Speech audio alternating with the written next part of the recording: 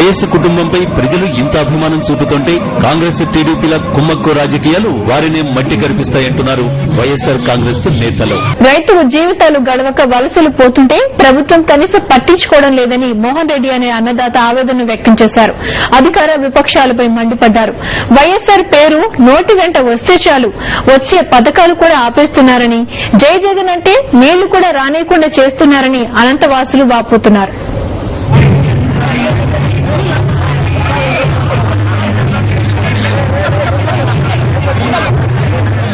ఇదిగో ఇక్కడ షర్మిలతో మాట్లాడుతున్న ఈ రైతు పేరు ఎస్ మోహన్ రెడ్డి. అధికార పార్టీ నేతలు తమ గ్రామస్తులను పెడుతున్న బాధలను కళ్లకు కట్టేలా షర్మిలకు చెప్పారు.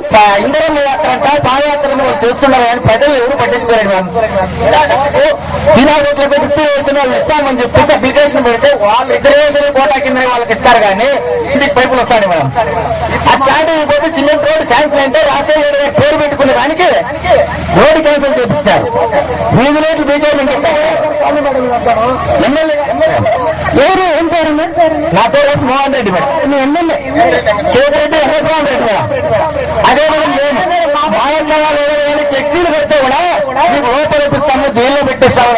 మేము జగన్ కోసం జైల్లోకైనా పోతాం, ఎక్కడైనా పోతామన్నాం మేడం. తాగునీరు సమస్య తీవ్రంగా ఉందని అనంతపురం ఎమ్మెల్యే గురునాథరెడ్డి షర్మిలకు చెప్పారు.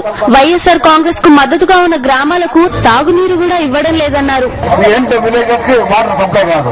వీళ్ళు ఇచ్చే గంట అరగంట వల్ల కొన్ని గ్రామాలు 1 or 2 విలేజెస్ అవుతారు కానీ మిగతా విలేజ్ అన్ని ఆగిపోతాయి.